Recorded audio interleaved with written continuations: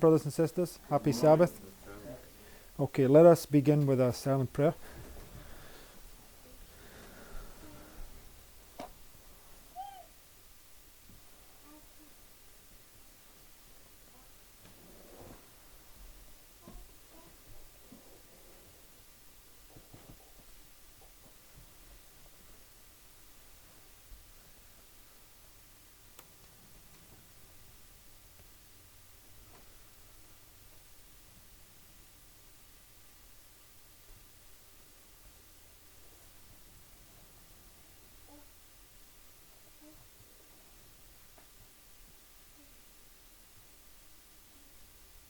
Amen. Okay, so the subject title today is the Little Time of Peace, and we've been looking at this throughout this week, and it's very much a subject of present truth for us right now. So I want to lay this out so it's really solidified in our mind, and I pray that it will really inspire us to look closely at this topic so that we can fully understand it. So, on the board here, we have the Reform line, and I've used the Millerite line from 1798 to 1844. It's an illustration of the seven thunders, right? And it is the everlasting gospel, which consists of the first, second, and leads down to the third angel's message, right? This is the way God saves. It's the Reform line. It's the everlasting gospel. There's no other way to be saved, right? So in here, in this line here, we have an illustration of the whole plan of salvation, right? So, but what I want us to see is that we know at the end of the world, the truth for us is the Alpha and Omega, the beginning and the end, right? He's the first and the last, etc., etc.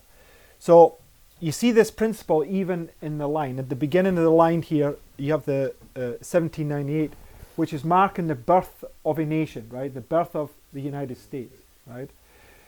And if you were to go just on other lines like the Christ line, it's marking his birth. Moses, it's marking the birth of Moses.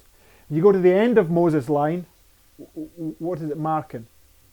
Birth of a nation, right? So you have a birth of a nation at the beginning, birth of a nation at the end, right?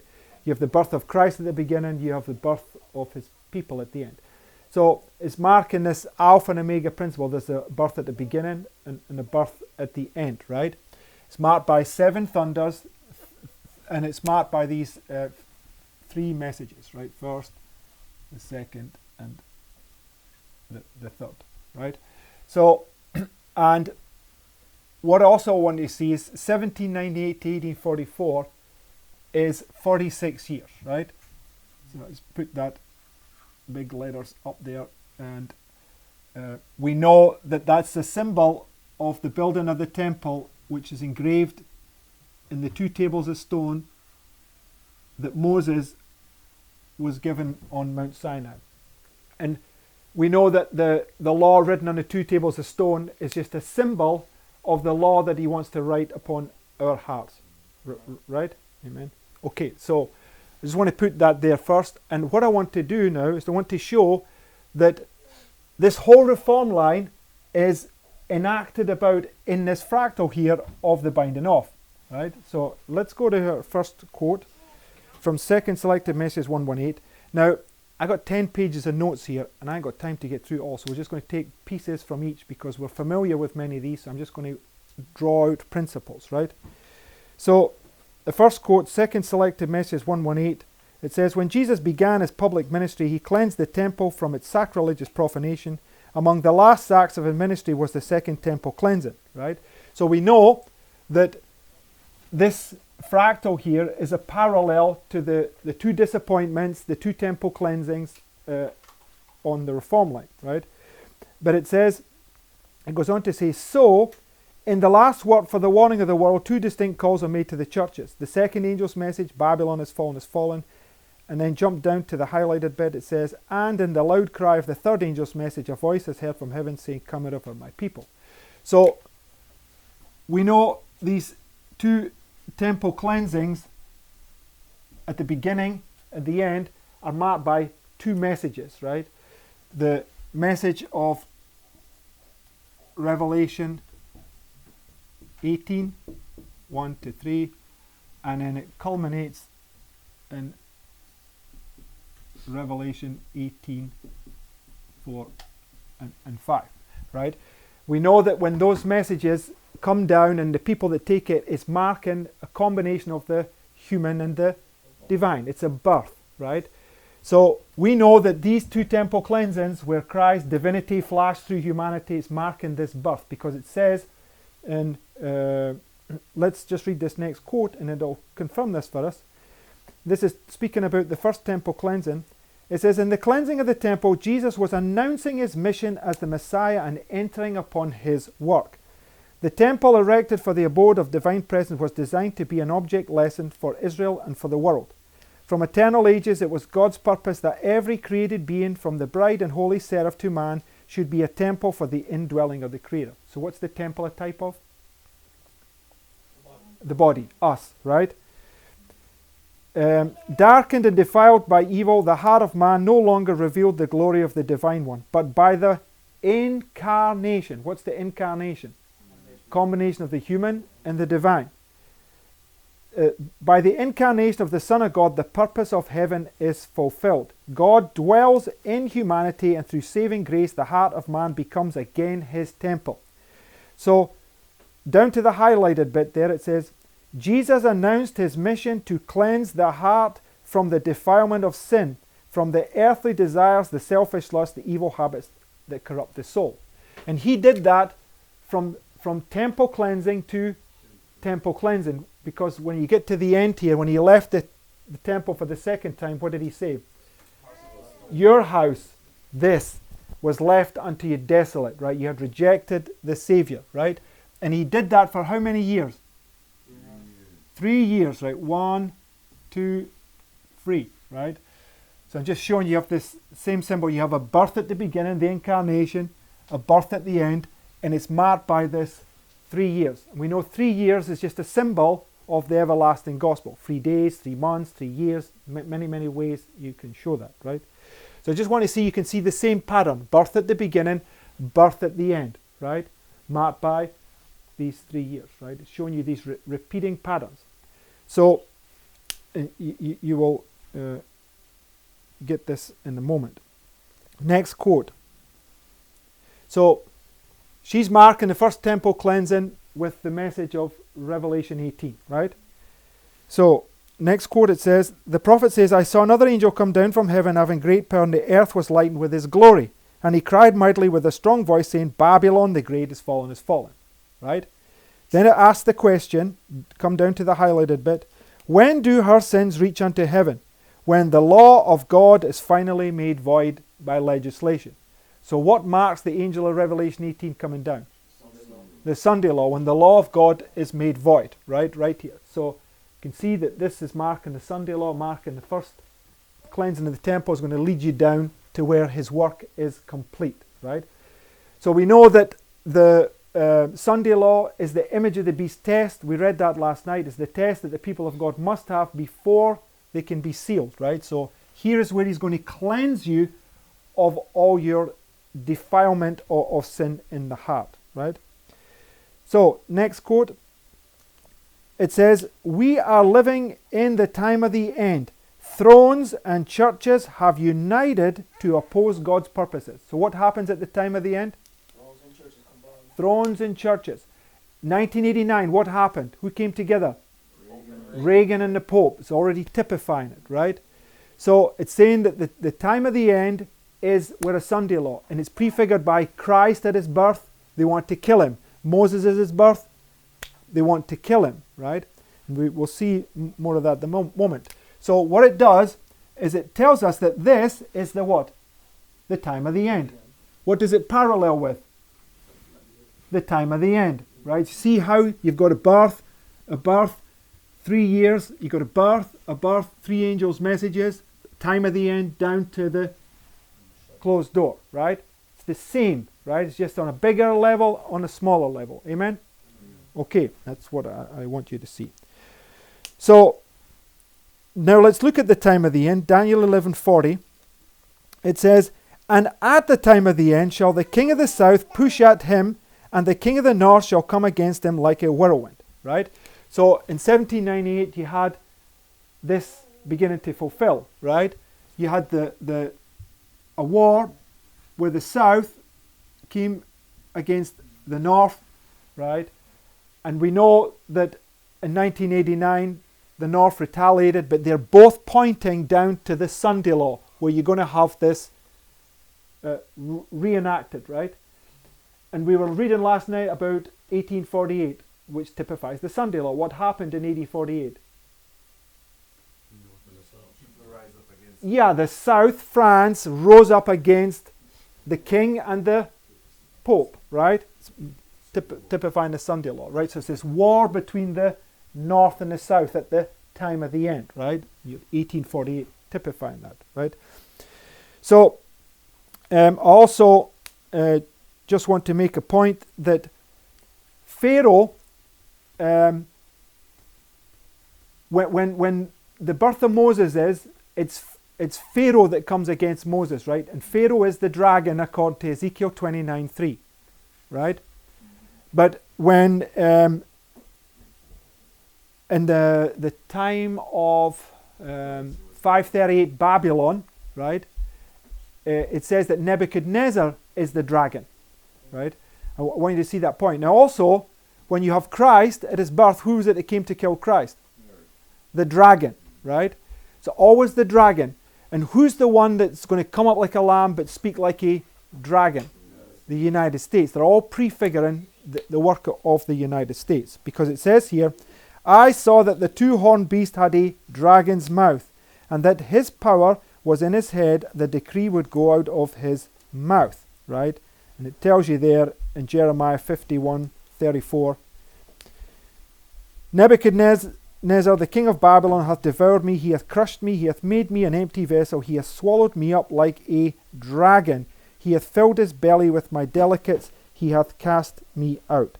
So, I want you to see this, right, that both Babylon and Egypt, they're both, when you do the reform lines, God's people were in captivity in Egypt, but they were also in captivity in Babylon, right? They're both this dragon power that they're in captivity in. And you'll see this as we bring this together, because the next quote says, an idol Sabbath has been set up as the golden image was set up in the plains of Dura. And as Nebuchadnezzar, the king of Babylon, issued a decree that all who would not bow down and worship this image should be killed, so a proclamation will be made that all who will not reverence the Sunday institution will be punished with imprisonment and death. Right? Nebuchadnezzar is the dragon. Right? He's the one that's going to make the decree.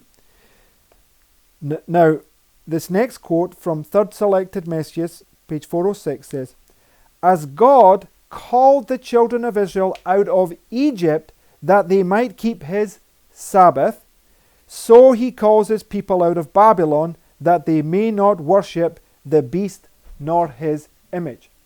Now, in the binding off, this waymark here, right, marks the point where Moses stands before Pharaoh. It's marking the agitation of the Sabbath, right? Okay, so it's telling you, right, that it's right here we have Revelation 18:3. It says, Babylon is fallen, come out of Babylon. So come out of Babylon is a parallel to come out of Egypt, right? So as Moses is standing before Pharaoh there, it's representing God's people standing before Nebuchadnezzar. They're both the dragon, they're both the one that makes the Sunday law, and they both represent a message that's calling God's people out of this delusion, right? Next quote. This is the work now to be done on earth. Those who are living in transgression of the holy law of God will not find the truth palatable.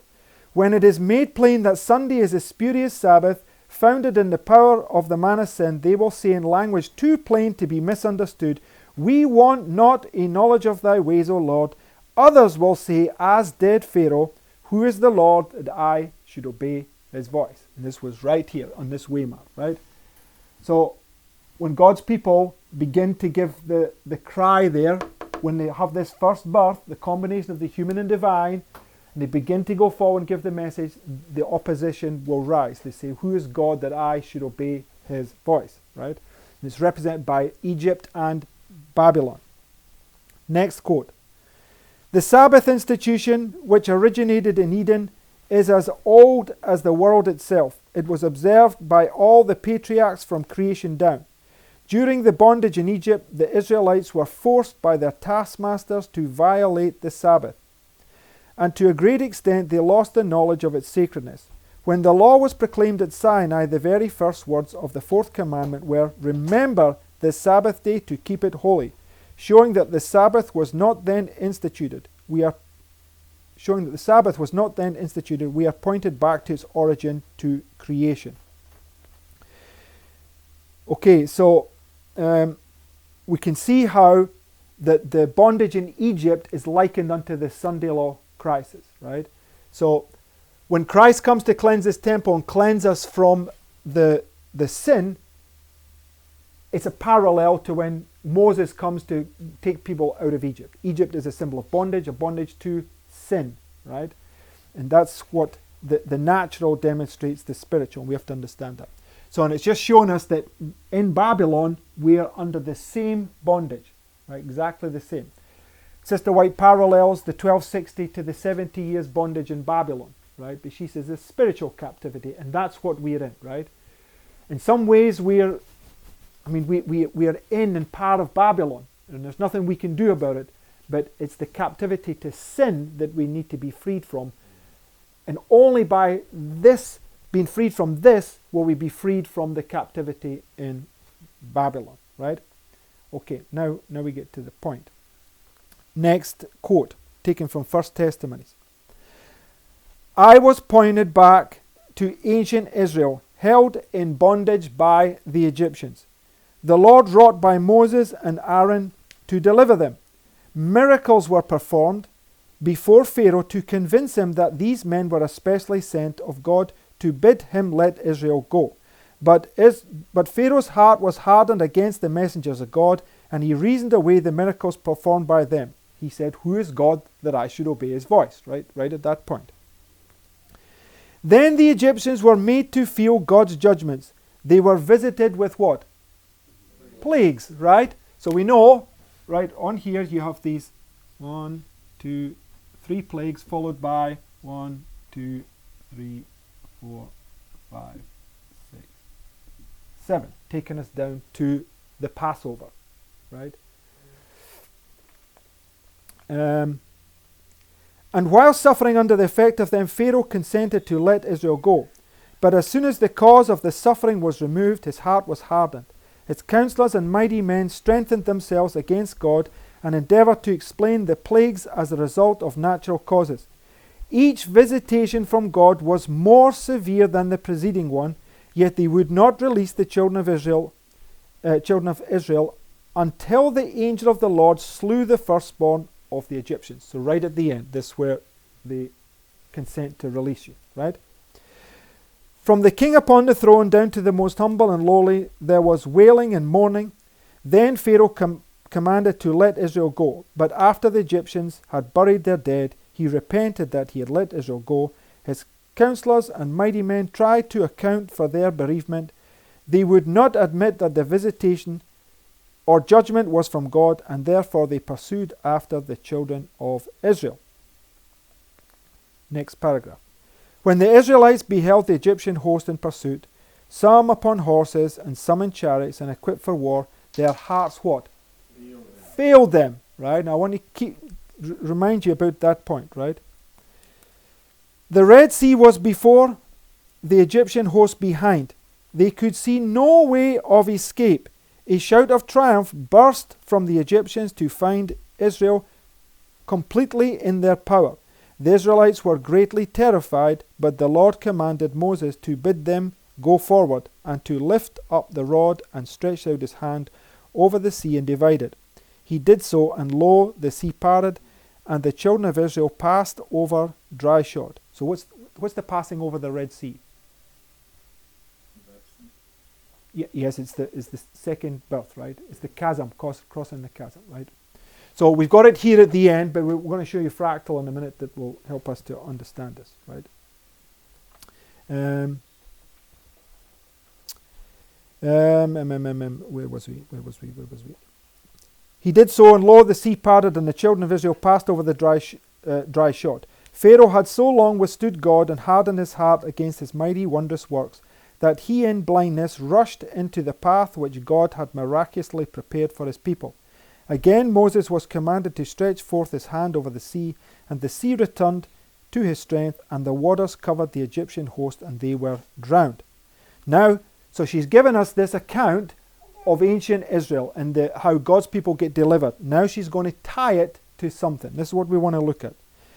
This scene was presented before me to illustrate the selfish love of slavery, right? So Egypt was all about slavery, and the desperate measures which the South would adopt to cherish the institution, and the dreadful lengths to which they would go before they would yield. So what's she talking about now? The civil war between whom? North and South, right? So, okay, and we see that she's applying it to Egypt when Pharaoh is oppressing God's people to do with the Sabbath, right? So it's right here. It's the time of the end where we have the war between the North and the South. It's marking this very same thing, right? The system of slavery has reduced and degraded human beings to the level of the brutes, and the majority of slave masters regard them as such. The consciences of these masters have become seared and hardened, as was Pharaoh's, and if compelled to release their slaves, their principles remain unchanged, and they would make the slave feel the oppressive power if possible. It looked to me like an impossibility now for slavery to be done away. God alone can wrench the slave from the hand of his desperate, relentless oppressor. Who's the oppressor? Nebuchadnezzar. When comes the head of gold, he becomes a cruel and proud oppressor. Remember last night what rises up here? The four beasts. And the first one is? The lion, which is the head of gold, right? Becomes a cruel and proud oppressor. It's one kingdom, right? It's this last kingdom of Babylon. All the abuse and cruelty exercised towards the slave is justly chargeable to the upholders of the slave system, whether they be southern or northern men. So when you look at the history of this, the North and the South were both guilty of it, right? Okay, they both had two different agendas, right? And this is what you see in the war between the North and the South, but they're both Satan's agents, right? They're both into bringing God's people into slavery, one way or the other, right? Whether it be the New World Order or whether it be the papacy. That's who the war is against, these two ideologies, fascism and communism. But now she's going to jump down and she's going to tie it to something else in the future, right? So let's read now, right? I was shown the inhabitants of the earth in the utmost confusion, war, bloodshed, privation, want, famine, and pestilence. So last night, where were we reading about war, pestilence, and famine? Right? And it was marking the shaking of the angry nations, which was 1848. Right? Yes? And 1848 is just a type, right? So I want us to see this is also, it's another history she's pointing us to. It's another type, but it parallels it. And we'll see this in a moment. War, bloodshed, privation, want, famine, and pestilence were abroad in the land. As these things surrounded God's people, they began to press together and to cast aside their little difficulties. Self-dignity no longer controlled them. Deep humility took its place. Suffering, perplexity, and privation caused reason to resume its throne. And the passionate and unreasonable man became sane and acted with discretion and wisdom. Amen. My attention was then called from the scene. There seemed to be what? A little time of peace. Once more the inhabitants of the earth were presented before me, and again everything was in the utmost confusion. Strife, war, and bloodshed with famine and pestilence raged everywhere. Other nations were engaged in this war and confusion. War caused famine, war and bloodshed caused pestilence. And then men's hearts did what? Failed them for fear. Where's that taken from? Luke 21, right? So this is talking about the second sign, right? The second sign is the shaking of the heavens and the earth, right? Okay, so shakings of the heavens and the earth begins here. We put this here last night, right, with the falling of the stars, when it comes midnight darkness, etc., etc. The moon turns to blood. It's all marking beginning there, and you can see that in Matthew 24. So this is the first sign. This is the second sign. So in some sense, these two illustrations here are talking about these two shakings in Matthew 24, Luke 21, and Mark 13, right? But they have had many illustrations down through history, right? 1848 being one of them, right? We want to look at what this is referring to, because what she does is she takes one, right? And then she says there's a little time of peace, and then comes the other one, right? And then points as to where it's coming from. It's clearly coming from Matthew 24, Luke 21, and Mark 13, right? So, and like I said, we looked at this last night. She, in CET 111, she clearly said that the first one was the shaking of the angry nations in 1848, right? But I want you to see that these two things he's putting here, right, is not primarily talking about 1848. 1848 is just a type of the first portion, right? Let's read on. And here in Matthew 24, 6 and 7, it says, Ye shall hear of wars and rumours of wars. See that ye be not troubled, for all these things must come to pass, but the end is not yet. Right? For nation shall rise against nation, kingdom against kingdom. There shall be famines and pestilence and earthquakes in diverse places. All these are the beginning of the birth pangs. So Christ, when he began to cleanse the temple the first time, what was he doing? Announcing as what? To begin to cleanse the heart, right? And it's the whole thing is a birth from beginning to end. And it's birth pangs that's going all the way down. They're going to intensify all the way till they get to the end, and out pops Jonah out of the belly, right? That's the allegory, right? So now what I want to do, right, because when you read that quote in the whole from 1 Testimonies, she's basically she's talking about the Civil War in the United States, right? So right here you have Daniel 11:40, the war between the North and the South, right? It's at the time of the end. You also have the American Civil War between the North and the South, right? And you also have 1848. So there's three types there, all pointing, typifying the Sunday law, right? And now I want to show you another one. Now, the first question I want to ask is, how long was the Civil War? When was it from and to? 1861 to 1865, right? 4 years, right? Okay. So what I want to do now is, because after the Civil War, the people read this quote, right? She talks about these 2 times of trouble and this little time of peace. When the Civil War ended, the Adventists thought that they were in this little time of peace, and they thought this great war was going to come straight after it, but it didn't come. So years later they thought, well, I guess it was wrong, but it wasn't wrong. It just wasn't the perfect fulfillment, right? So, but after, I mean, Sister White died in 1915, right? And what happened 1 year before that? World War I began. And I want you to see that the people around about that time began to understand that these two things were talking about the First World War and the Second World War. And in between them was a time of peace, right? So let's read now, because, and specifically we want to look at Germany, right? Germany was a type of the end of the world, right? Because in the illustrations there, and I sent you all that video, I don't know if any of you have watched it yet, but you can see that it's the evangelicals that put Hitler on the throne. And behind the scenes you had the Pope, right? Very perfect illustration of Bible prophecy, right? That the German army was the army that gave itself to the Pope, right? And the Pope was using this to carry out his purposes, right? Yes, you had fascism fighting against communism, right? Against Russia. And you can see all these facets in there. But also at the same time, right? What did Germany do during the Second World War that it didn't do during the First World War?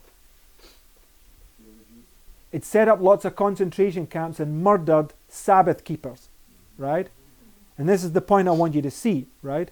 Hitler was in both those wars. He was a corporal during the first one, but when he gets to the end of the first one, he then gets set up, and he's like an emperor, because it was the Third Reich that he was being set up over. And this was like a world empire.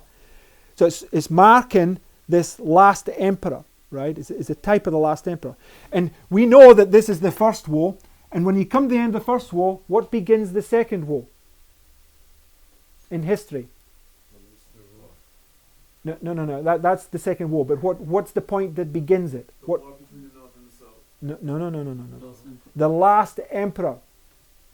The last emperor gets set on the throne, and when he did that, that's what loosed the four winds, right? So it's clearly marking that this point here is the point where you got this last emperor set up, right? Because it's marking the point. When you see this sign, then you know this is the point that marks Christ is about to come, right? So I want you to think about that now, that we're going to look at these in the aspect of the First and the Second World War. And we're specifically going to look at Germany, because Germany is very much a type of the United States. Same ideology, everything, right? So, now,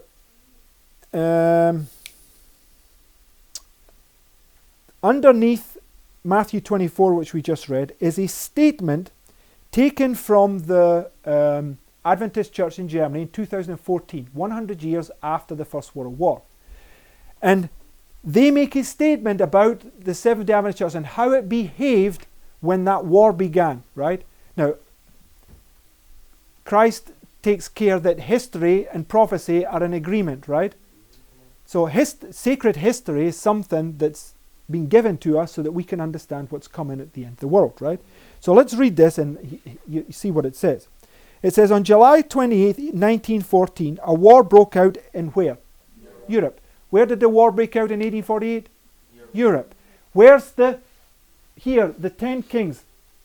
Europe. So Europe, which is a conglomerate of countries, is a type of the whole world. Just like the United States, right? It's a conglomerate of countries, a type of the whole world, right? Yes, the old world and the new world, right? Okay. So it says, a war broke out in Europe. Its dimensions eclipsed everything before it. Many Adventists saw the outbreak of the Great War as a sign of the end of the world. Is it right or wrong? Wrong. They asked him for where the sign of the end of the world. He says, I'll give you this, but the end is not yet. Right? It's the beginning of sorrow. So let's read. Before the war, many Adventists had served in the military but refused to carry out duties on Sabbath, risking potentially severe penalties. Now, other Adventists considered it part of the preparation for the imminent return of Jesus. There was a preparation before the coming, right? Okay, so you've always got these two groups. One thinks this is marking his coming. The other one says, no, there's something to be done prior to that point. That's what Christ says in Matthew 24. Now, other Adventists consider it part of the preparation for the imminent return of Jesus. To refuse to carry weapons or to participate in the military immunization program, right? However, shortly after the general mobilization on August 2nd, 1914, the Central European leadership of the Seventh-day Adventist Church in Hamburg issued a circular letter to the Adventist congregations in Germany, recommending insofar as we are members of the military or receive orders to enlist in military service, we should fulfill our military duties wholeheartedly and with joy. In Joshua 6, we read that the children of God bore weapons and also served on Sabbath.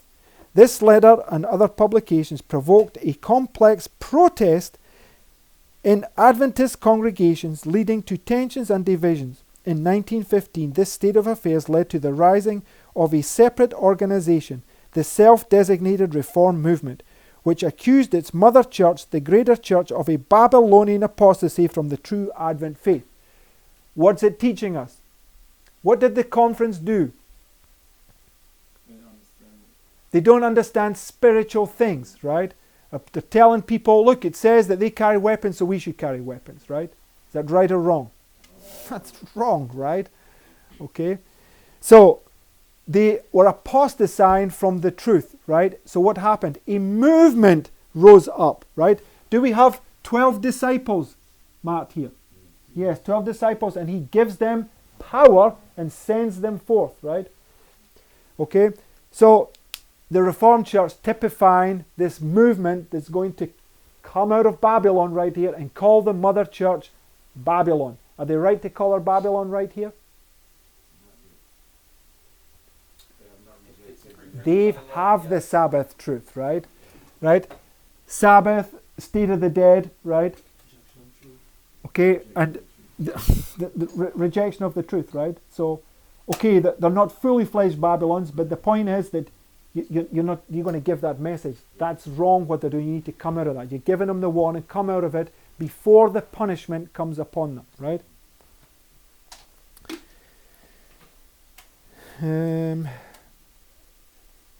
So, and you can see that the message right here is Babylon is fallen, coming to Babylon. What did they do on April 19th? They separated and said, come out of Babylon, right? It's just showing you a repeat of that history. Now, in Matthew 24, Luke 21 and Mark 13, it's talking about two powers, right? Cestius and Titus, right? It's talking about the destruction of Jerusalem. So first of all, you have Cestius, followed by... Now, she's saying here, right, there's a little time of peace, right? So there's this, and the little time of peace is marked by the time that Cestius flees away, right? And I want us to see this, right? Because in Luke 21:20 it says, and when ye shall see Jerusalem compassed with armies, then know that the desolation thereof is nigh. And in Matthew 24:15, when ye therefore shall see the abomination of desolation spoken of by Daniel the prophet stand in the holy place. They're both the same element, right? So when Jerusalem gets compassed by the armies of Cestius, this was the sign. Could God's people flee at that time? If you were in Jerusalem, could you flee? No. No, they surrounded Jerusalem. You were in there, you couldn't get out, right? So, and it comes back to this 1 Thessalonians 2:16. She says, my attention was then called from the scene. There seemed to be a little time of peace. So this is what I want to look at now, right? And in Jonah 1 and verse 12, it says, and he said unto them, take me up and cast me forth into the sea, so shall the sea be what? Calm unto you. So in Jonah, right, he gets told to go to Nineveh. We know it's Mark in the Sunday law. And he doesn't go, right? What happens? Goes on a ship, going to Nineveh, and what happens when he's out there on that ship? There's a storm comes, right? And the waves and the sea are roaring because there's a tempest. This wind is blowing it up, right? We'll look at what that means. But in Mark chapter 4, you have a parallel to this. Mark chapter 4, 36 to 39. And when they had sent away the multitude, they took him even as he was in the ship, and there were also with him other little ships. And there arose a great storm of wind, and the waves beat into the ship, so that it was now full. And he was in the hinder part of the ship, asleep on a pillow. Was Jonah asleep? Yes, right? And they awake him. Where did we get awaked according to the parable? At midnight. And say unto him, Master, carest thou not that we perish? And he arose and rebuked the wind, and said unto the sea, Peace, be still. And the wind ceased, and there was great calm. Right? So it's putting this little time of peace It's right there when they wake up, right? So that's how much they're putting these two things together. We know there's a little time of peace, but it's sticking it right here at this waymark, right? We have to understand that. So Jonah 1:15, so they took up Jonah and cast him forth into the sea, and the sea ceased from her raging, right? So you have this waves and sea roaring, and then they throw him into the water, and there's this little time of calm comes before the next storm is going to come, right? Verse 17, now the Lord had prepared a great fish to swallow up Jonah, and Jonah was in the belly of the fish 3 days and 3 nights, right? So, now, when you read the story of Jonah, what was it like for Jonah in that belly? What was it likened unto? Prison. A prison, right? What else? What was happening? The waves and the billows were coming over him, right? Okay, he's in the belly of the whale, but nonetheless, right? And the whale is likened unto a dragon, right? It says that in Ezekiel 32, verse 2, right? Okay, so now we've been looking at this, and I know you guys have been looking at this. Right here is the experience of Isaiah, right? He's standing at the gate, and the veil is removed. He says, woe is me, and he said, holy, holy, holy, and then he gets what? Once he has the lips touch, the hot coal touches his lips, what happens to him? He's sent, right? And we understood that before the messenger can go forward to give the message to the lost sheep of the house of Israel, he has to have this experience, right? And this is the experience of Jonah in the belly of the whale, because when he comes out of the belly of the whale, what does he do? He preaches, right? In the power of the Spirit, right? And it likens it, Matthew 12, verse 40, it says, for as Jonah was 3 days and 3 nights in the whale's belly, so shall the Son of Man be 3 days and 3 nights in the heart of the earth. So what is it? What's the first day it's marking there in Matthew 12? Which is the cross. So when Isaiah, when the veil was removed, what did Isaiah see? Okay, but explain that. He saw Christ high and lifted up, right? It was on the Day of Atonement. What's the first thing happens on the Day of Atonement? There's a sacrifice made, right? They saw Christ high and lifted up, and Christ said, if I be lifted up, I will draw all men unto me. So it's the cross, right? So Isaiah's experience is the same experience, right? Jonah's experience, and it's also Christ going on the cross, resting during the Sabbath, and then the resurrection on the third day, right? So, on the Day of Atonement, right, we know that the Day of Atonement is marking the investigative judgment of the living, which begins right here at midnight, right? Yes? Okay. Let's look at another point now. Now we're back to Cestius. So Cestius, right, you come to Cestius, and we'll read about it in a moment. There comes this point where he hastes away, and I want us to see that this is this little time of peace. And if we read this next quote, it says, not one Christian perished in the destruction of Jerusalem. Christ had given his disciples warning, and all who believed his words watched for the promised sign. After the Romans had surrounded the city, they unexpectedly withdrew their forces at a time when everything seemed favorable for an immediate attack. In the providence of God, the promised signal was thus given to the waiting Christians, and without a moment's delay, they fled to a place of safety, the refuge city Pella, in the land of Perea beyond Jordan. So what did they flee to? City of refuge, right? So there's all these refuge cities given, and when you ran to them, what did you have to do when you got there? You had to knock on the door, right? And they would come out and they would begin the investigation, right? It's marking investigative judgment. So you can see that when this little time of peace comes, when they flee away, you've not a moment's notice to spare. You have to recognize that, and you have to flee immediately because the investigative judgment of the living is about to begin. And the slayer, right, who's the angel of death, is coming forth, right? So if we're not at that refuge city, which means that we've reached safety, right, even though the investigative judgment is going on, we're going to be slain, right? Now we're going to read from Patriarchs and Prophets about the cities of refuge. It says, the cities of refuge were so distributed as to be within half a day's journey of every part of the land. The roads leading to them were always to be kept in good repair. All along the way, signposts were to be erected bearing the word refuge in plain, bold characters. Okay.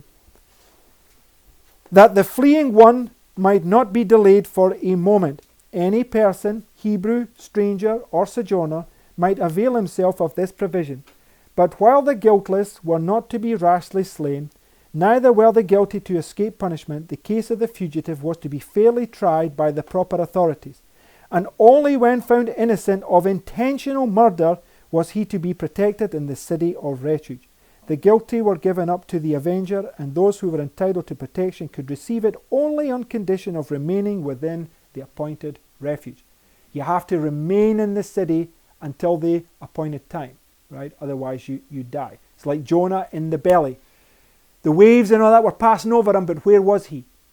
He was in the belly, right? So really he was safe in there, right? If he'd been outside, he wouldn't have been so safe, right? He didn't think that at the time, but really it was God's providence, right? And it was purging and purifying him. But right at the end it says, at the death of the high priest, however, all who had sought shelter in the cities of refuge were at liberty returned to their possessions. Who's the high priest? Christ.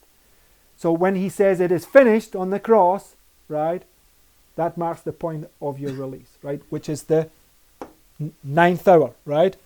Because this is the, for this group of people right here would be the 6th to the 9th hour, right? It's their test. And what I want to do is I want to take this, and this is here, right? And we're going to show that this little experience here is this experience, which is this experience. And both these are fit right in here, right? Because this is the effect of every vision, right?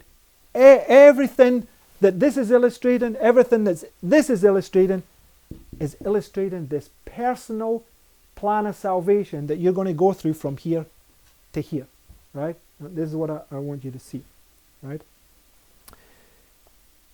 Now again, right, it repeats this what we just read, but it's from a different angle, and it's going to explain something to us about Cestius. Not one Christian perished in the destruction of Jerusalem. Christ had given the disciples warning, and all who believed his words watched for the promised sign. Jump down to the highlighted bit. It says, after the Romans under Cestius had surrounded the city, they unexpectedly abandoned the siege when everything seemed favourable for an immediate attack. The besieged, despairing of successful resistance, were on the point of surrender when the Roman general withdrew his forces without the least apparent reason. But God's merciful providence was directing events for the good of his own people. The promised sign had been given to the waiting Christians, and now an opportunity was offered for all who would obey the Saviour's warning. So when they saw the sign and they couldn't go, but as soon as he fled away, that's it. You were to flee without a moment's notice and flee to that refuge city, because what's about to begin? The investigative judgment of the living. With the investigative judgment of the living is the cross experience. It's the next time of trouble. It's Titus. Titus was going to come. He's the slayer. And if you're not at that city, right, you're in a lot of trouble, right? You were going to die. Because it says not one Christian perished, right? Because they fled to the refuge city, Pella.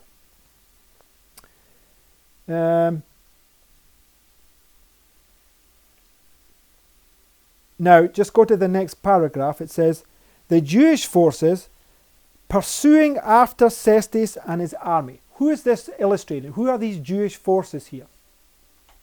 Are they right or wrong? Wrong, right? They're all these Jews that don't know Christ. They're all the ones that have rejected him, right?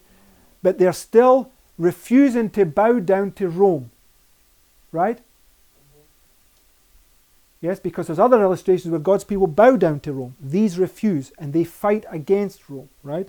Two different aspects. The Jewish forces pursuing after Cestes and his army fell upon their rear with such fierceness as to threaten them with total destruction. It was with great difficulty that the Romans succeeded in making their retreat. The Jews escaped almost without loss, and with their spoils returned in triumph to Jerusalem. Yet this apparent success brought them only evil. It inspired them with that spirit of stubborn resistance to the Romans, which speedily brought unutterable woe upon the doomed city. That's when Titus came. So between Cestes fleeing away and Titus coming, what were they doing? Chasing the Romans. What does it signify? What does it mean for us at the end of the world? They're going into the cities in their own strength, right? Do we see that?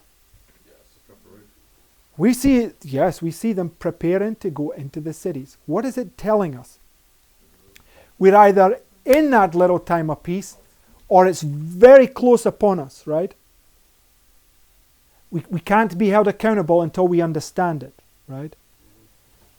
But it says that when they do that, it's going to make them more stubborn, that when Titus comes, right, they are not going to bow down to that, but they're going to lose their souls nonetheless, right? So,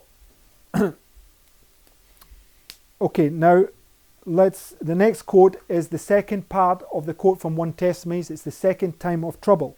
It says, "Once more the inhabitants of the earth were presented before me, and again everything was in the utmost confusion. Strife, war, bloodshed, with famine and pestilence raged everywhere. Other nations were engaged in this war and confusion. War caused famine, want and bloodshed caused pestilence. And then men's hearts failed them for fear." This is the second time of trouble. And it's marked there in Luke 21:25. And we just read that. It says, "And there shall be signs in the sun and in the moon and in the stars, and upon the earth distress of nations, with perplexity, the sea and the waves roaring, men's hearts failing them for fear." So what's causing the men's heart to fail them for fear? The sea and the waves roaring, right? You have it here. Now you have it here, right? Sea and waves. Amen? 2 times of trouble. And, okay, it talks a bit about Jonah there. You can read, you have the same in verse 3. It says, "For thou hast cast me into the deep, in the midst of the seas, and the floods compassed me about. All thy billows and thy waves passed over me." Right? You can see it's a parallel. Next quote. "Terrible were the calamities that fell upon Jerusalem when the siege was resumed by Titus." The next highlighted bit. "Now all the horrors of starvation were experienced." What did it say comes in the second time? Want brings privation, brings famine, right? And the next bit it says, "The most inhuman tortures were inflicted by those in power." So what's it marking? Right? Terrible persecution, terrible bloodshed. You know, we know that the people ate their children in the siege and straitness of, right? So you can see that this time of trouble is bad, but when you come to this time of trouble, it's much worse, right? It's just an increase. It's these birth pangs leading us down to the end. Okay, now what we're going to do is we're going to take this now, we're going to bring it down, put it here. I want to show you that it's all these things here, right? Let's begin with 2 Kings chapter 2, verses 1 to 14. This is the story of Elijah and Elisha.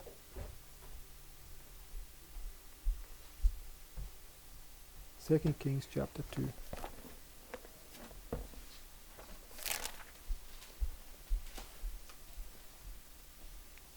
In verse 1, it says, "It came to pass, when the Lord would take up Elijah into heaven by a whirlwind, that Elijah went with Elisha from Gilgal. And Elijah said unto Elisha, Tarry here, I pray thee, for the Lord hath sent me to Bethel.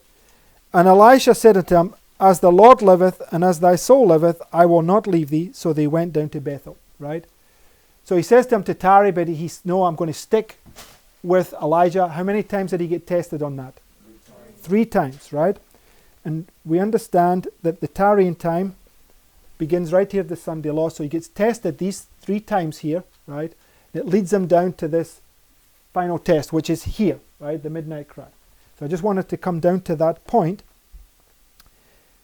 because the last time of tarrying is in verse 6. And then in verse 7 it says, "And 50 men of the sons of the prophets went and stood to view afar off, and they too stood by Jordan." So now when you come to the 3rd time, it marks this number 50, which is a symbol of Pentecost, right? So I'm just going to put that here, right, because which is here, right? It's got that symbol, Pentecost. And remember, Revelation 18, what is it a symbol of? Pentecost, right? So you got the same thing here, right? So verse 8, "And Elijah took his mantle and wrapped it together and smote the waters, and they were divided hither and thither, so that the 2 went over on dry ground." What does he do? So he smites the waters. What are the waters? Nations, right? And they part. Okay? What's going on here? Battle between the north and south. It's the whole world, right? Nations are parted, right? Okay, there's a division between them, but right? And when they pass over the waters, where was that else was that illustrated? Egypt. In Egypt, when they crossed the Red Sea, right? The waters parted and stood up. It's exactly the same illustration. It's teaching us something, right? But according to, just keep your place there, go to 1 Corinthians chapter 10.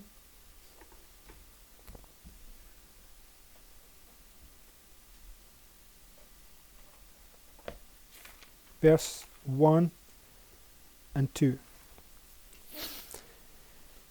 It says, "Moreover, brethren, I would not that ye should be ignorant how that all our fathers were under the cloud, and all passed through the sea, and were all baptized unto Moses in the cloud and in the sea." So when they cross the waters, what is it?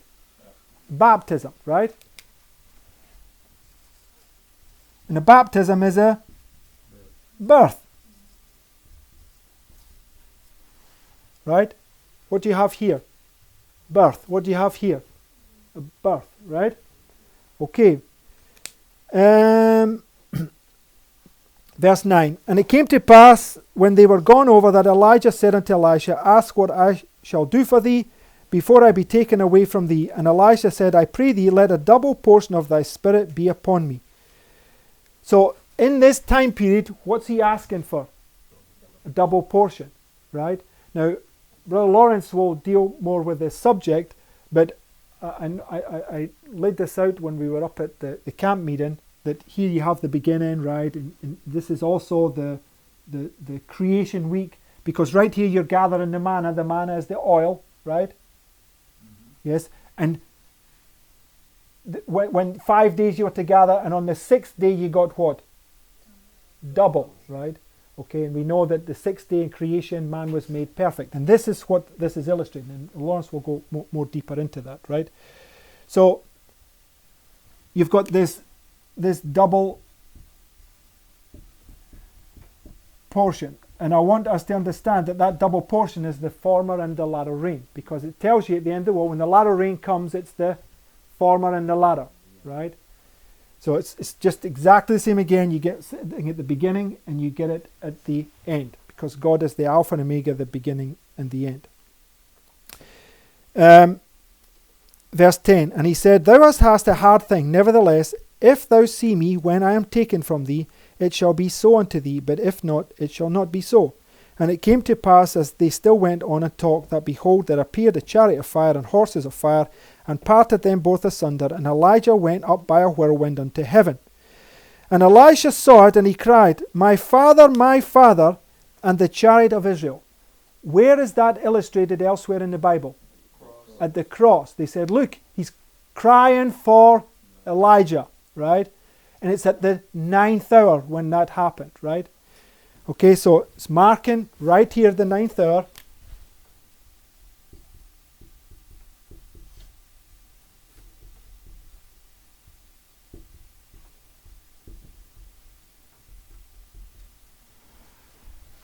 And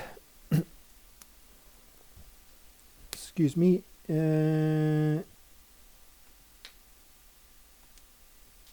verse 13. Okay, back to verse 12, sorry. And Elisha saw it, and he cried, my father, the chariot of Israel, and the horsemen thereof. And he saw him no more, and he took hold of his own clothes, and rent them in two pieces. And he took up also the mantle of Elijah that fell from him, and went back, and stood by the bank of the Jordan.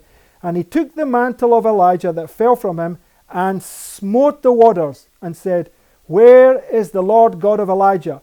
And when he had also smitten the waters, they parted hither and thither, and Elisha went over. So what do you have at the end? Yes.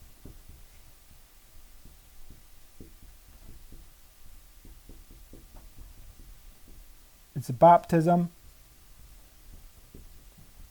It's a birth. Amen? Okay. Right, so let's go back to the notes now that that's in place.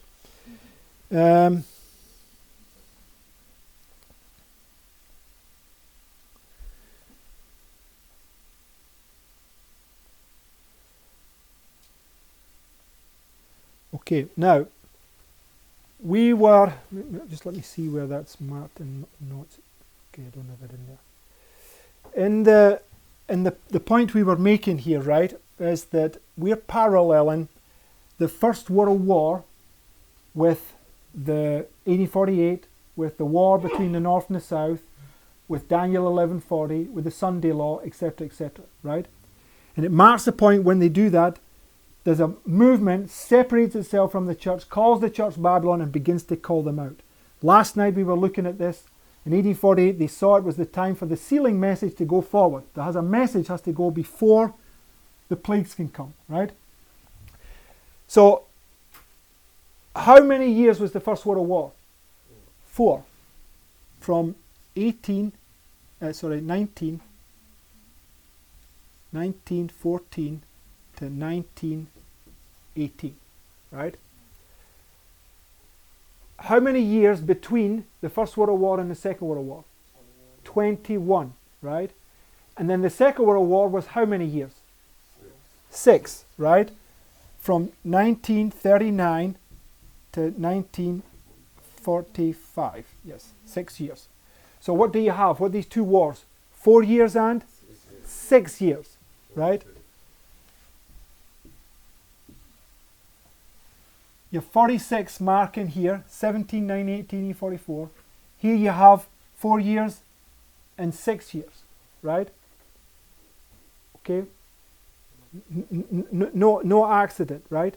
Now, I want us to understand, right, that in Revelation 11, when the 1260 begins, who's given the message? In Revelation 11, who's given the message?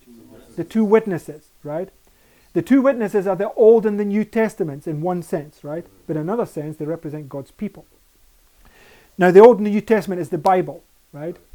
And you can show that in Revelations 4 and 5, that there's this book that's opened on the throne, right? And the seals are unsealed, right? It's the same little book that you see in Revelation 10, right? Yes? So eat the little book. When in the story of Ezekiel, when he has his vision, which parallels Isaiah's vision, was he told to eat a little book? Yes, he was told to eat a roll of a book, right? It's the flying roll from Ezekiel, right? And they're all written on one side and the other, right? And you had, on that book, you 2 1260s, right? And the 2 1260s is the symbol of the last week of Christ, right? 1260, 1260, right? And we know that the law was written on how many sides? Both sides, right? And the Bible is an illustration of God's law. So we know that the two witnesses also represent these two chairs, right? The two tables, right? So it's a symbol of the two witnesses, right? But these here are just signifying this, which is the test for the two witnesses. Because what happens to the two witnesses in Revelation 11 right here? Yeah, they go through their final test, right? They get delivered up to be killed. So this is the test of the two witnesses, and it's prefigured here by these 2 times of trouble. So if this is illustrated in this, what should we see in here? Okay, we should see 7 thunders, and I'm not denying that, but On the 6th. the 4 and the 6, because it's about the 2 witnesses, these 2 tests, right? So if this is the same, it's just coming down again, right? Smaller fractal, showing you the same pattern over again, right? So, okay, now go to Genesis chapter 22, because we're going to come now to Abraham's final test, because Abraham's final test is typifying our final test, right?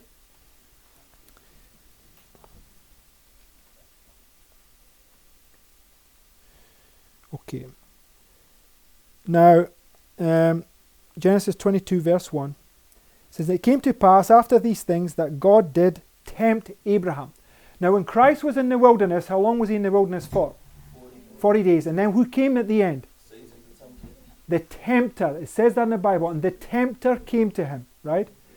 So this is marking, when it says here, God did tempt Abraham, who's coming to tempt Abraham? Satan. Satan, right? That tempts no man. Right, yes. God did tempt Abraham and said unto him, Abraham, and he said, Behold, here I am. Who said that? Isaiah, right? Here am I, right? And he said, Take now thy son, thine only son Isaac, whom thou lovest, and get thee into the land of Moriah, and offer him there for a burnt offering upon one of the mountains which I will tell thee of. And Abram rose up early in the morning, and saddled his ass, and 2 of his young men with him, and Isaac his son, and clave the wood for the burnt offering, and rose up, and went unto the place which God hath told him. Then on the 3rd day Abraham lifted up his eyes, and saw the place afar off. Right? So Abraham saddles his ass, right? Yes. Right? So he saddles his ass. Let's put that in place, right?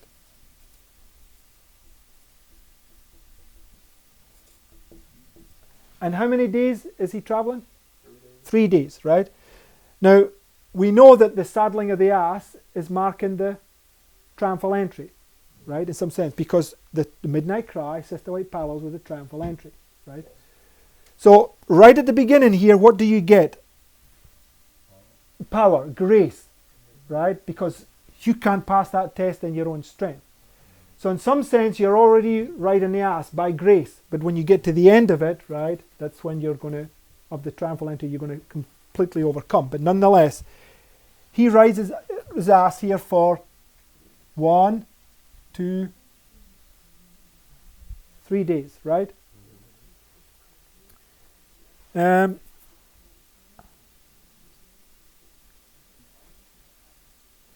Okay, so then on the 3rd day Abraham lifted up his eyes, right? So it's marking this point now where Abraham makes this perfect sacrifice. Now in the book of Malachi, right, it says when the Lord comes to his temple, he's going to purge and purify his people, right? For what reason? What's the main purpose of that? Okay, that the offering. Yes, let's just quickly read this in Malachi chapter 3. It says, so that the offering will be as in the days of old. Or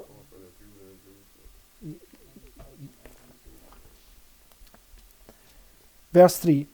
And he shall sit as a refiner and purifier of silver, and he shall purify the sons of Levi and purge them. How was Isaiah? Purged, right? And shall purge them as gold and silver, that they may offer unto the Lord an offering in righteousness. Then shall the offering of Judah and Jerusalem be pleasant unto the Lord, as in the days of old, as in former years. Right? So, this offering that Abraham gives up right at the end of the thing is this perfect offering. It's typifying the offering that Christ is given. Right? Now, it's a parallel because there's always whatever's the truth, there's always a what? Counterfeit. What about Balaam? What does he do with his ass? He saddles his ass. And how many times has he tried? 3 times. And can he control the ass? No. So Abraham is representing somebody who's doing that by faith, whereas Balaam is somebody who's doing it by presumption. And what does it lead to on the third time? It collapses, right? And she likens Balaam to Judas, right? Because of his covetousness. So you see you have these two classes in here, both going through this test that's marked at the midnight cry. She parallels it to the triumphal entry, right? So it's by going through this test, right, it's going to be perfected right here where you truly give the triumphal entry, where you've truly conquered your sin. But right in here, what you're doing is you're demonstrating by faith, through grace, that you have control over Satan and Satan doesn't have control over you, right? That's your final test. That's like the principle, he that is faithful in that which is least will be faithful in much. You mean if he passes that? God is going to give you much more control than before. Yes. Okay. Now, I've not got much time left, so...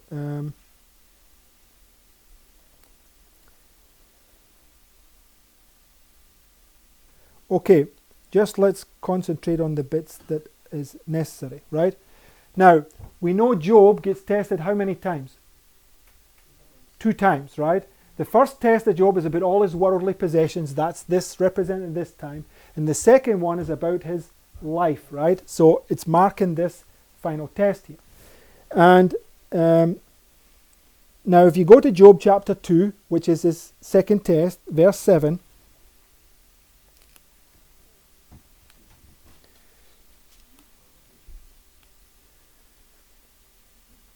It says, so Satan went forth from the presence of the Lord and smote Job with sore boils from the sole of his foot unto his crown. So what do we see there? What's happened? Okay, but how did that happen? Okay, the Lord sent Satan, right? He allowed him. What do we have in Revelation 9 right here? Okay, but in relation to what we're talking about.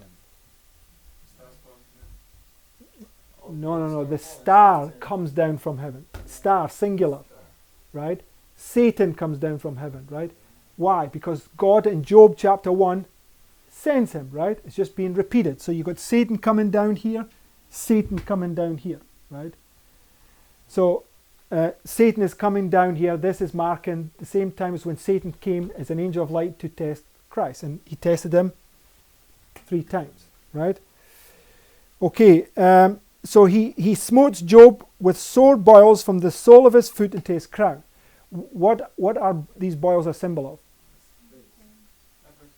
No, okay, that's not wrong, but the boils themselves are a symbol of leprosy, right? Leprosy is a symbol of sin, right? Is Job a sinner? No. No, he's a sinner in the sense, yes, he needs Christ, but he's not a practicing sinner. When you go into the most holy place in the Day of Atonement, all sin has to be forsaken, right? Every known sin must be confessed, right? So he's not a sinner in the sense that he's practicing any sin, right? So, but we know that this is Satan casting upon him the false accusations, right? Yes, and when you go to Revelation 16 verses 1 and 2,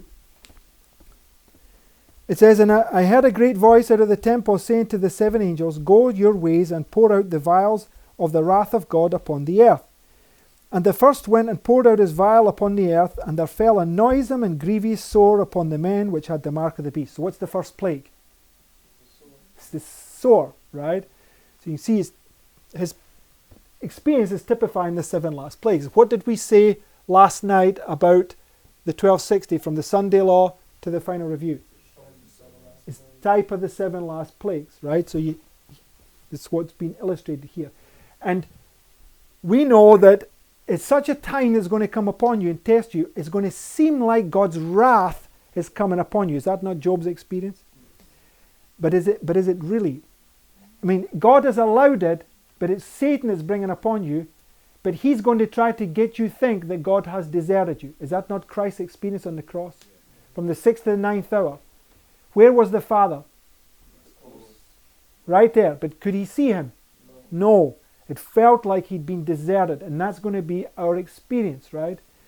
The whole world is going to seem like it's against you, and only by faith will you get through the test, right?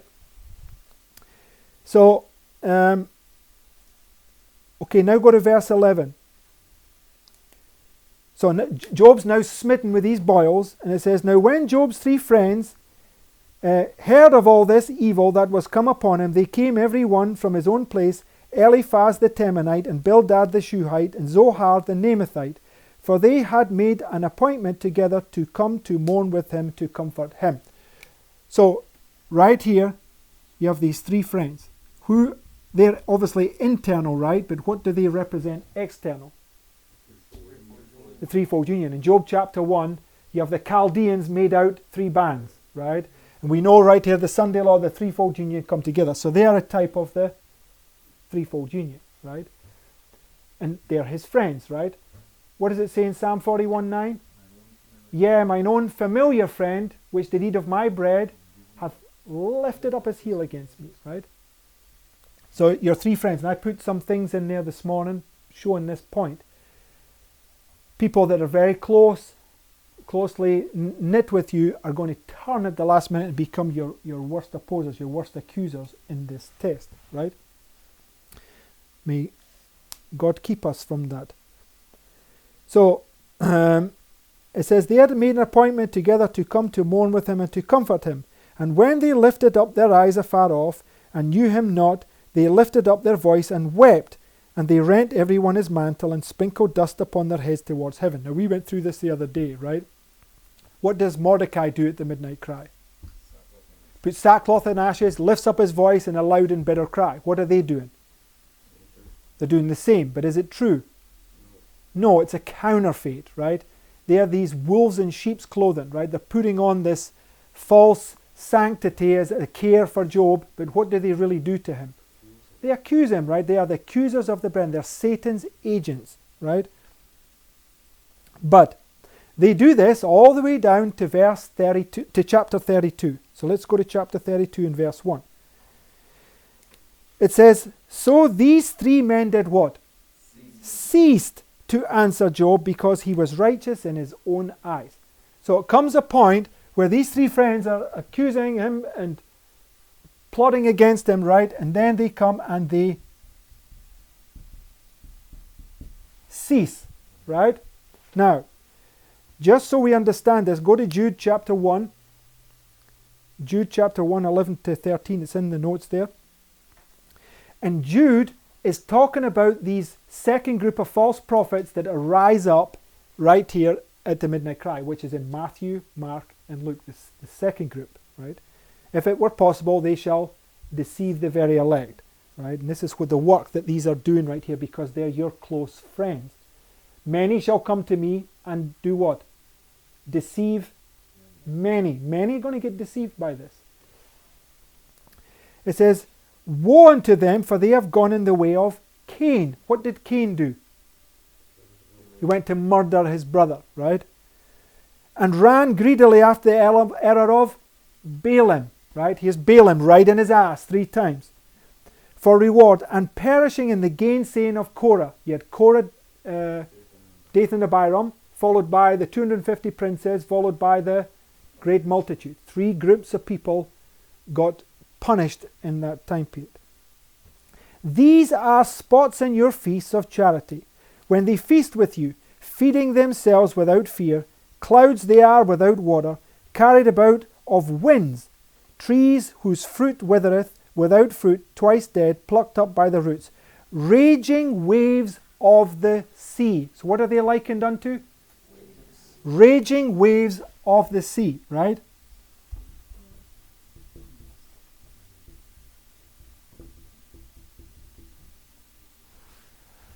You just see that this type of this, or a parallel to this is a better expression, right? So let's go to Job 32 now into verse 2. "Then was kindled the wrath of Elihu, the son of Barachiah the Buzite, the kindred of Ram. Against Job was his wrath kindled, because he justifieth himself rather than God. Also against his three friends was his wrath kindled, because they had found no answer, and yet had condemned Job. So if you go to this fractal, right, you have the threefold union coming here, right, and they come against. But what happens right here in the second woe? No, the second woe. What happens at the second woe? Four winds are loosed, right? And when the four winds are loosed, it's marked by the French Revolution, right? And the French Revolution came against the King of the North, right? It was the people rising up. And so God's anger is loosed against that threefold union, right? That's what you see here, right? But it's also against who? The two witnesses, God's people, right? So what you see is the threefold union here. They cease their part, right? And then immediately Elihu comes with his wrath, right? And the wrath of God is the seven last plagues, right? And we know that right here in all the prophetic narrative, you also have the kings are angry right here. It marks the wrath. Many stories you can show it. So that's just been repeated in this smaller fractal, right? You have these three friends, they are the raging waves, they cease. It says in Jonah that the waves ceased, right? And immediately comes this wrath from Elihu, right? He's persecuting God's people, but the threefold union are also getting persecuted. There's a whole chaos going on in there, marked by the French Revolution, which is taking place in here. So, and it says, verse 3, also against his three friends was his wrath kindled. So we mentioned that point. So the point I want to make is that we know that right here is Satan's last masterful deception, right? She talks about, right here in 1848, she says, at the same time they had this rapping. And the rapping that happened back then was leading down to the modern spiritualism at the end of the world, right? She says this modern spiritualism at the end of the world marked by these false prophets, right? And is going to lead down to Satan's last masterpiece of deception right here. So what you have is you have false prophets followed by false prophets. It's just typifying this right here. You have these three friends, these false prophets, because in here you had Jannes and Jambres began here, and they go all the way down. They're doing these three plagues, but they go no further here, it says. And right here you have these three friends. They get here and they cease. They go no further. But Elihu takes up this work. So in this illustration, Elihu is marking this last masterpiece of deception, right? And we have to be very careful, because first of all, we have to recognize this time of peace here, because we have to prepare, because it's going to take us into our last test. And this is our last test. And in our last test, it's going to repeat. So we're going to go through this, and we're going to get to this little time of peace here. And what's going to deceive us? We think it's all over, right? And as this Elihu comes, right, and he's going to rebuke them, but he's also going to rebuke you. And the thing you have to know, Job did not answer him. He never spoke one word to him. He just ignored him, right? There's a lot of wisdom in there that we have to look at, right? So we must understand this book. Last part of our test, right? So if they're likened unto raging waves, you can see that it's marking the same thing. So you can see how this 46 years with these seven thunders is typifying these two births here, from birth to birth, which is marked by these two times of trouble, 4 and 6, represented by the First and Second World War. The first war prepares you for the second war, and the second war is where all these Jews, types of 70 Adventists, got murdered, right? When you bring you down to this, it's all going to repeat on a smaller scale, right? First you've got this persecution here, but it's going to lead to this. We have to see those repeating patterns, right? So that's what I wanted to share. There's much more we could talk about that. But I think the most important thing for us right now is to understand this time of peace here that's marked by these 21 years. Now, just a point to finish with. The 21 at the midnight cry, we have the 21st of January 1793 marks the French Revolution. And the very same day, I think it was 258 years earlier, on the 21st of January 1535, you have the St. Bartholomew's Day massacre. So you have several number 21s marked there. It's because the 21 between the two wars is just a symbol, right? So the little time of peace, however long it is, it's not long, right?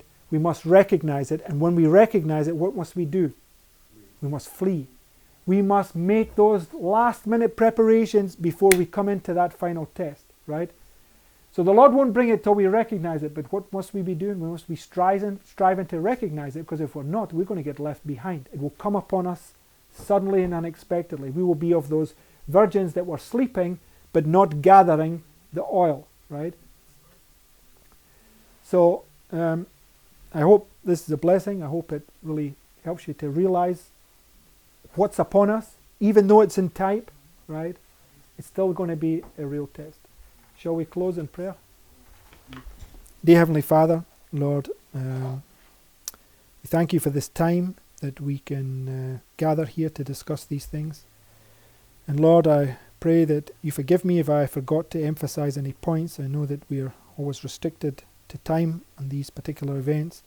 But I pray, dear Lord, that I gave enough information that all my brothers and sisters can really meditate upon these things, search them out, and by your grace reveal more light and more layers on this, that we can really see it much clearer. And I pray that you will sow this seed in each one of their hearts to realize that the time that we're at, it's just upon us, and we're about to see the marvelous working of Satan. Even if it's on a measure, it will still be like nothing we've seen before. And this time, a trial and test will be very difficult. And I pray that none of us would be like Peter and think that we can go through it in our own strength, but rather even now begin to flee to the foot of the cross and plead for your grace and your mercy, to put away our sins, and to realize our great need for not only the knowledge of these things, but also the grace that's afforded to us through those things. And I just want to thank you and ask all this in the name of Jesus. Amen.